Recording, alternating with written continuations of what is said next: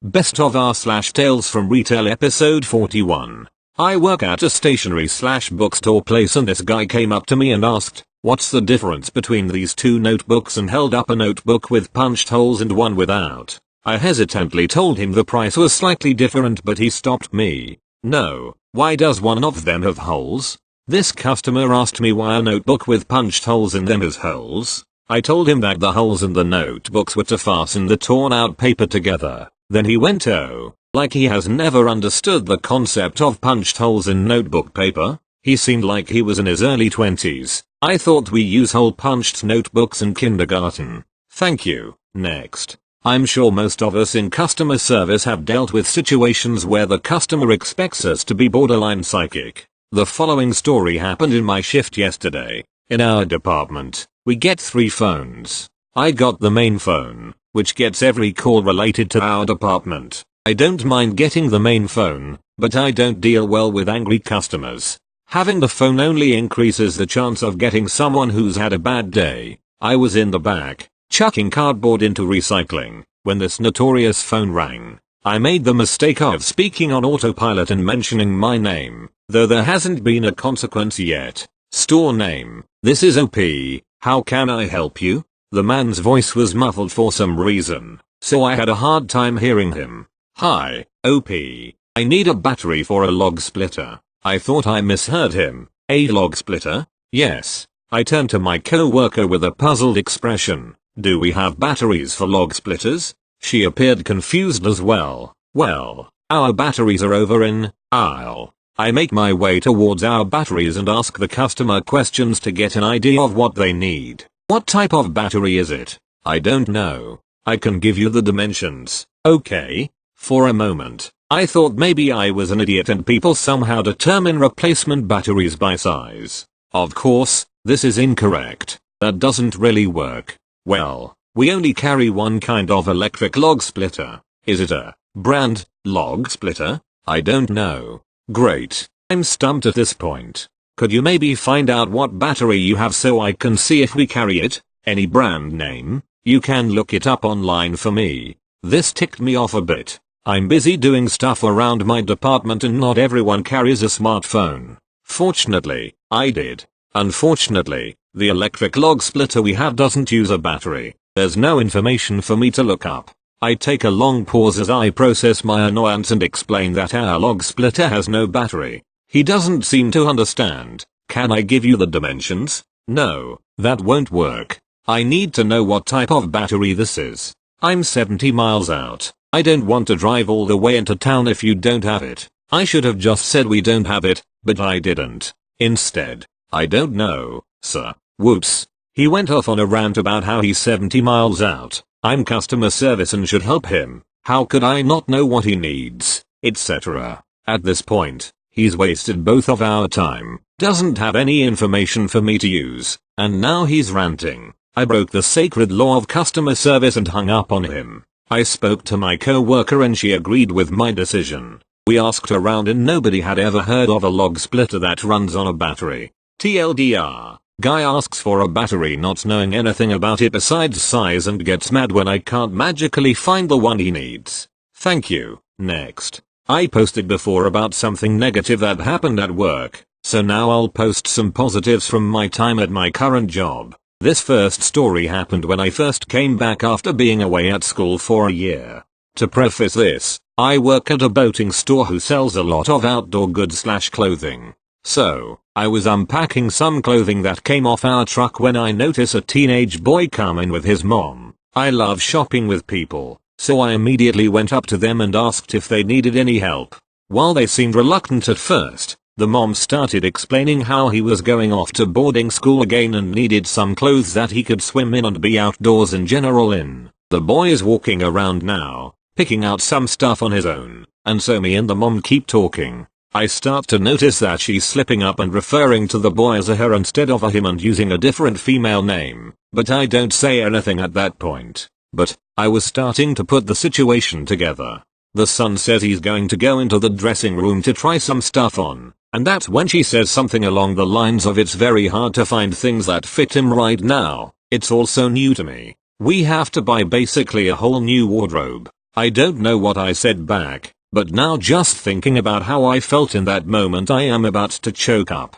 So, he finally comes out of the fitting room and is showing us the outfits he picked out. As he's talking to us, he makes it clear that he doesn't want anything too tight because it shows the feminine figure he's trying to get away from. I was helping him pick out board shorts and looser fitting tops and we ended up finding a whole bunch of stuff he was really happy with. He was extremely well mannered and made it clear that he was grateful for my help, and when they finally went to check out I just went to the back to recollect myself because I was so overwhelmed with happiness I couldn't be out on the floor. I'm sorry if this little story wasn't too interesting because I can't remember all the conversations, but I hope you guys can still understand why this touched me. Story 2. We have a lot of charter captains that come in almost daily, so as a result I've grown to become friends with most of them. It was earlier in the day, when the store was still slow, when one of our captains comes to check out and we are just talking like we usually do. Towards the end of the transaction, he seems like he really wants to tell me something. While I can't remember it verbatim, this is my best recollection. I've been having a really rough time lately. My father is in hospice and I'm going to have to say goodbye soon, and my dog has a brain tumor. On the last charter of the season, one of my regulars gave me a card that told me how much I meant to them and how since they always hear me talk about my daughter, they put a $15,000 check inside to put towards her college. Then he said something along the lines of no matter how dark it seems just remember that there is always light, and after saying that last line he left pretty quick. I'm pretty sure he was holding back tears, and it left me feeling lighter the whole day. I hope you all enjoyed these stories. I've been thinking about posting them for a long time but never got around to it. Happy New Year's guys, make the most of it, thank you. Next. My store started to open every morning with only self-checkout for half an hour on some days, and a cashier would show up later.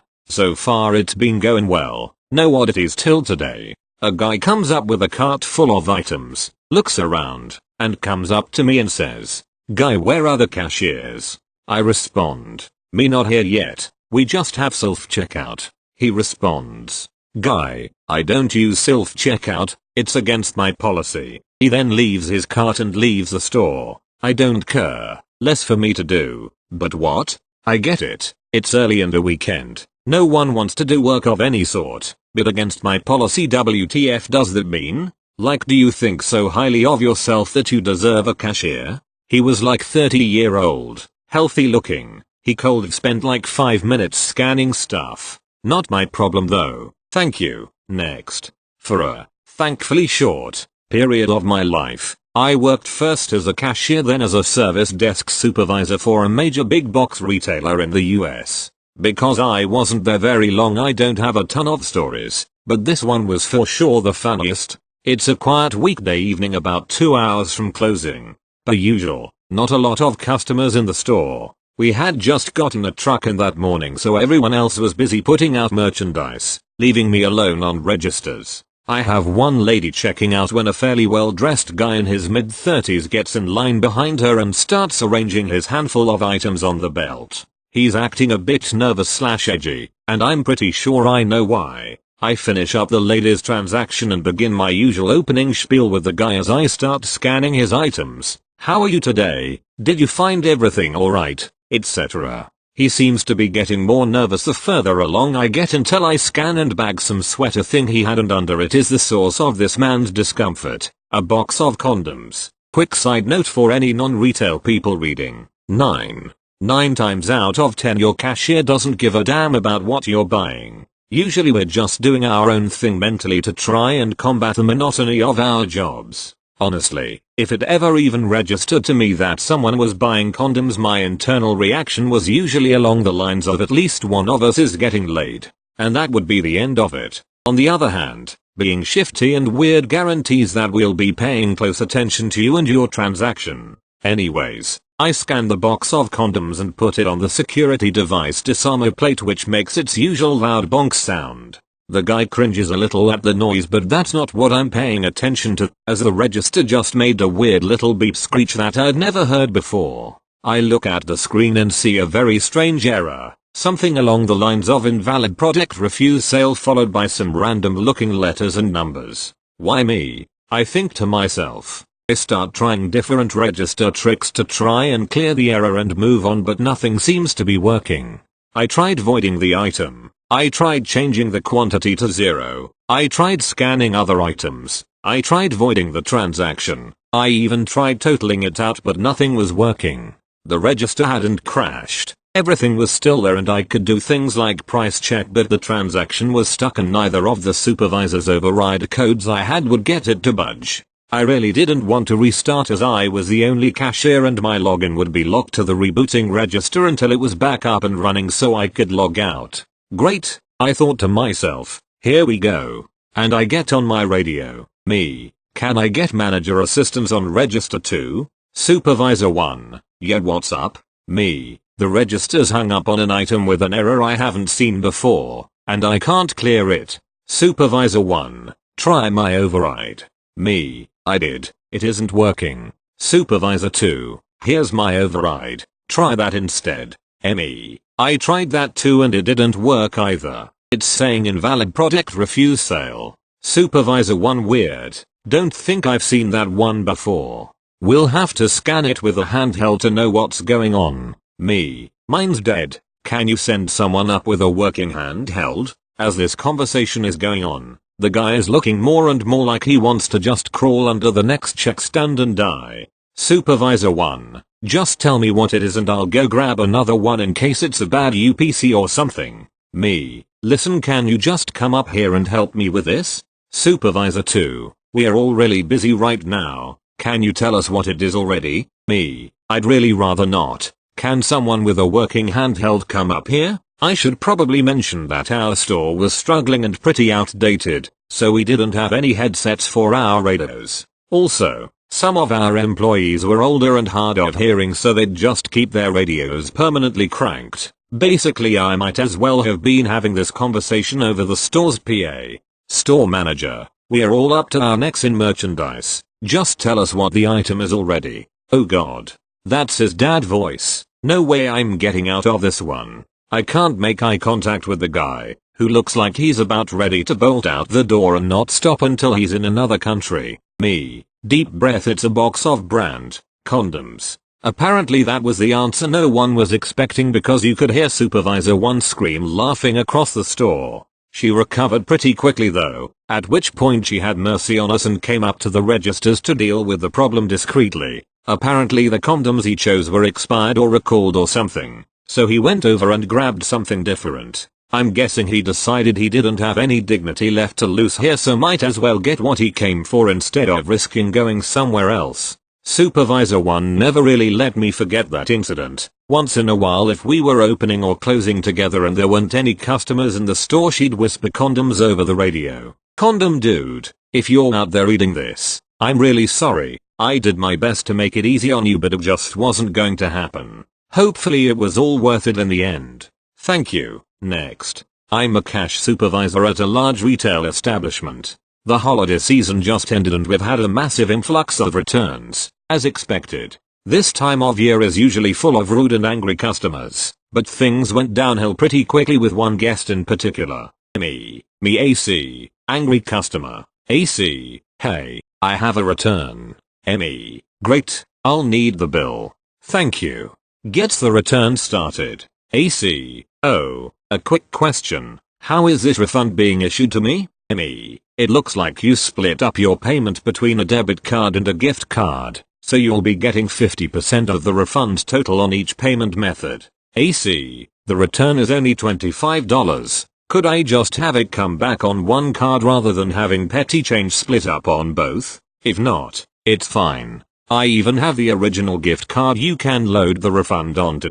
Takes out the original gift card. Me, I'll see what I can do for you. Would you prefer the refund on your debit? AC, puts her gift card away. I guess so. It doesn't really matter to me, as long as it's all on one or the other. Me, alright, so unfortunately it looks like it'll have to be coming back on a gift card. Seeing that she didn't have her gift card out anymore, I reached for one of our store credit gift cards and speedily completed her refund. Me, here you are. Presents the card to her. You're all good to go. Have a good one. AC, what's this? It's your refund. AC, but I had a gift card for you to use. Oh, I see. You didn't actually give me the card, but we have a button for this, and I can get that quickly transferred for Y. EC, yes I did. Not to mention you told me it was coming back onto my debit card. So what's going on here? Huh, this is insane. You said explicitly that you'd put the refund onto my debit. At this point, the customer is yelling, and, as the cash supervisor, I've had to deal with this behavior for 3 straight months. Hello, retail Christmas. I'm on autopilot at this point. The following isn't my proudest customer service moment, but it's what happened. So why equivocate? Actually, I asked if you preferred your debit. I then said it would be coming back to you on a gift card. AC, no. I'm sorry that you're confused, but this is ridiculous. Don't tell me one thing and then do another. It's my money.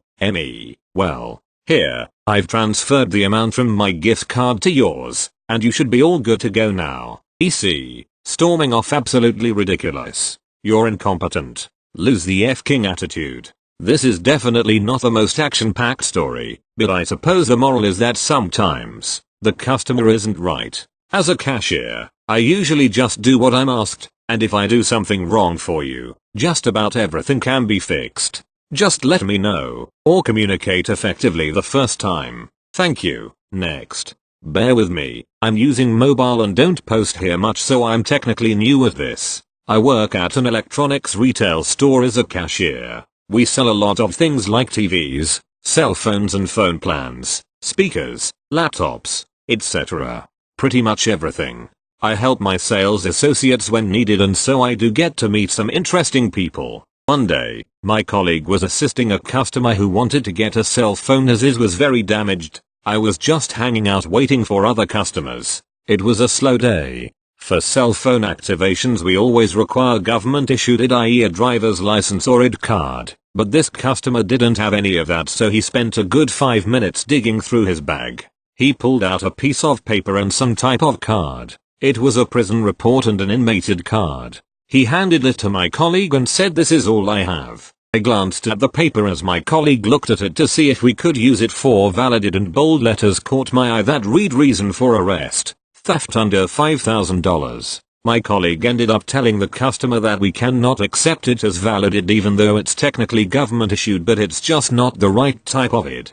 Turns out this guy just got out of prison for theft a few days prior and he was in the process of getting an ID card. At first I was a little alarmed because we have a lot of thefts at my workplace. He was super nice though and quite understanding. After the customer left, my colleague says to me, "I've never seen someone use prison documents for it before. That's a first for me." Edit. Wow, I wasn't expecting people to get triggered over this. First of all, I'm not American. I live in Canada. Secondly, I wasn't the one handling the situation. I was just there. So please don't criticize me for what I did. All decisions were made by my colleague and the policy is made by the company I work for, even though a prison ID is valid government ID. It's not my fault. Pretty much all of my colleagues I work with are immigrants anyway. Edit. Also want to clarify that we needed to buy phones with SIM cards. You don't need to buy just a phone with no SIM card, but this guy wanted a SIM card as well.